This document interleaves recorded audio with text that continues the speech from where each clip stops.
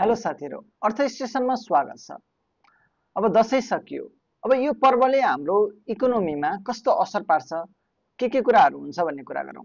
यो दशैं पर्व भनेको केवल टिका, जमरा, मासु, मदिरा, नयाँ लुगा र रमाइलो मात्र होइन, नेपालको अर्थतन्त्रलाई चलाउने ठूलो शक्ति पनि हो। वास्तवमा दशैं नेपालको एक प्रकारको इकोनोमिक इन्जिन नै हो, जसले हाम्रो खर्च संस्कारदेखि बैंक, शेयर बजार, पर्यटन, वित्तीय क्षेत्र अनि हाम्रो दक्षिणासम्मलाई असर पार्छ।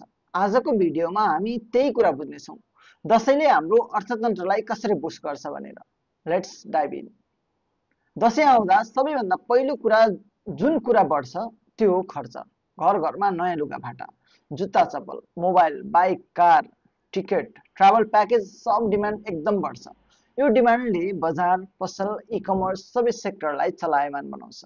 अरू बेला कस्टमर नआउने पसलमा पनि दशैं सिजनमा रेकर्ड बिक्री हुन्छ। बजारमा यो इनर्जी देख्दा लाग्छ उपभोगकै लागि दशैं जन्मिएको जस्तो। अब खर्च बढ्यो भने पैसा चाहिन्छ नि, त्यसैले दशैं नजिकै गर्दा बैंकमा क्यास विड्रल एकदम बढ्छ। एटिएममा लाइन, बैंक शाखामा भिड, हामी सबैले हेरेकै दृश्य हो नि।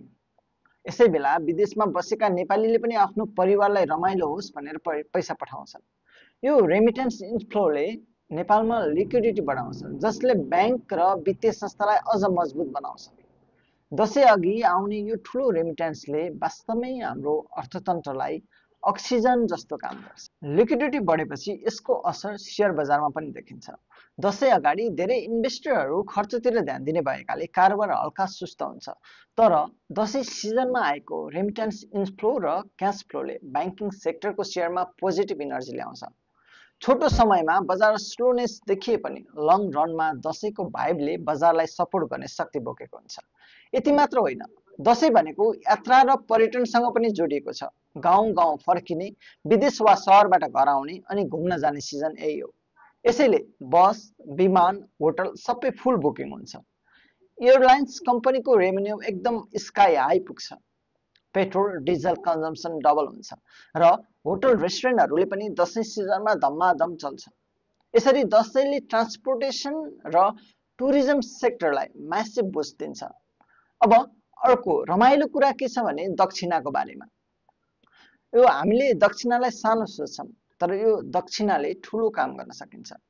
के गर्न सकिन्छ त दक्षिणाले? दशैंमा सानो सानोदेखि ठूलो ठूलो सबैको हातमा पैसा हुन्छ। यो दक्षिणा बच्चालाई मिठाई जस्तै लाग्छ, तर यदि हामीले बुद्धिमानीपूर्वक प्रयोग गर्यौं भने यो त भविष्यको लागि स्मार्ट सीड मनी बन्न सक्छ। के गर्न सकिन्छ त भने बैंकमा डिपोजिट गर्न सकिन्छ वा रिकरिङ सेभिङमा राख्दा सानो रकम पनि भविष्यमा ठूलो बन्न सक्छ। म्युचुअल फन्ड वा शेयर इन्भेस्टमेन्टमा लगानी गरेर राम्रो रिटर्न पाउन सकिन्छ। इन्सुरेन्समा लाइफ पोलिसीमा खर्च गर्दा भविष्य सुरक्षित हुन्छ। अनि अझ राम्रो त के भने तपाईलाई स्किल लर्निङमा वा कोर्स ट्रेनिङ वा किताबमा लगानी गरेर भविष्यमा इन्कम सोर्स बढाउन सक्नुहुन्छ। यसरी दशैंको दक्षिणा केवल खर्च मात्र होइन, राम्रो बचत र लगानीको सुरुवात पनि हुन सक्छ। तर अब अर्को ठूलो कुरा के छ भने दशैं आउँदा कन्जम्सन बढ्छ, बजार चल्छ, रोजगार बढ्छ। यो सबै पोजिटिभ पक्ष हुन्, तर डाउनसाइड पनि छ। दशैंको लागि नेपालले कपडा, इलेक्ट्रोनिक्स, बाइक, कार जस्ता सामान इम्पोर्ट गर्नुपर्छ। यो इम्पोर्ट बढ्दा हाम्रो ट्रेड डेफिसिट पनि बढ्छ। त्यसैले दशैंले एकातिर अर्थतन्त्रलाई गतिशील बनाउँछ, अर्कोतिर डेफिसिट बढाउने चुनौती पनि दिन्छ। सो दशैं भनेको केवल संस्कृति र रमाइलो मात्र होइन, यो त हाम्रो अर्थतन्त्रको धड्कन पनि हो। एकातिर कन्जम्सन बढ्छ, रेमिटेन्स आउँछ, व्यवसाय चल्छ, तर इम्पोर्ट्स बढेर डेफिसिट पनि बढ्छ। अनि हाम्रो हातमा आएको दक्षिणा यदि स्मार्ट इन्भेस्टमेन्ट गरियो भने त्यो भविष्यको धन बन्न सक्छ। अब प्रश्न यो, तपाईलाई के लाग्छ? दशैंले हाम्रो अर्थतन्त्रमा पोजिटिभ प्रभाव धेरै गर्छ कि नेगेटिभ? अनि दक्षिणा तपाईले खर्च गर्ने योजना छ कि बचत र लगानी गर्ने? कमेन्टमा भन्नुहोला।